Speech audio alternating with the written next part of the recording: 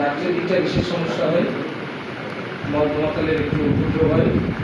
আর এই 64টার মধ্যে যাদের নেশা সামগ্রী না বিক্রি হয় সেটা আপনাদের। আজকে রোগী কল্যাণ সমিতির বৈঠক হলো। যে রোগী কল্যাণ সমিতির বৈঠক দীর্ঘ 5 বছর আমার আগের বিধায়কের টার্ম ছিল, একবারও হয়নি।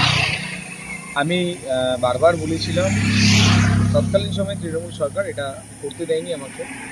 আজকে প্রথম রোগী কল্যাণ সমিতির বৈঠক করলাম। সেখানে হচ্ছে প্রথম বিষয়, এখানে হাসপাতালগুলোতে নিরাপত্তার ব্যবস্থা সুনিশ্চিত করা, রোগীদের সমস্ত ফেসিলিটি দেওয়া, ইসিজি, এক্স-রে, আলট্রাসোনোগ্রাফি আমাদের খানাকুল হাসপাতাল, তার সঙ্গে নতিপুর হাসপাতালে চালু করা। তার সাথে সাথে আয়ুষ, আমাদের ভারত সরকারের যে আয়ুষ ডিপার্টমেন্ট, এই আয়ুষ ডিপার্টমেন্টের মাধ্যমে চিকিৎসা ব্যবস্থা দুটো হাসপাতালে তৈরি করা, তার জন্য নতুন রুম।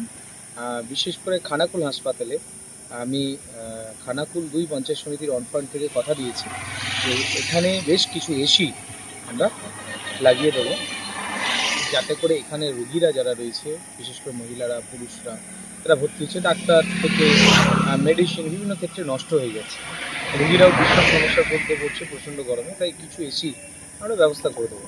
আর তার সাথে সাথে পানীয় জল, শৌচালয়, এগুলো বেশ কিছু করা হবে। 1 নম্বর পঞ্চায়েত সমিতি থেকে কিছু এখানে করা হবে। এছাড়াও এই খানাকুল হাসপাতাল, নতিপুর হাসপাতাল, আমাদের রামচন্দ্রপুর হাসপাতাল, সাবলসিংহপুর, মারোখানা হাসপাতাল সহ খানাকুল 1 নম্বর ব্লকেও ঘোষপুরের দিকে এখানে যে হাসপাতাল রয়েছে, তো এই সমস্ত বিষয়গুলোকে নিয়ে একটা মেগা আমরা স্বাস্থ্য ব্যবস্থা গড়ে তুলতে চাইছি, যেখানে উন্নত মানের হাসপাতাল, উন্নত মানের পরিকাঠামো, উন্নত বিল্ডিং, সেখানে ওষুধপত্র, ডাক্তার, নার্স ব্যাপক আকারে থাকবে, যাতে কোনো মানুষের সমস্যা না হয়, পানীয় জল, আলো সবটাই থাকবে।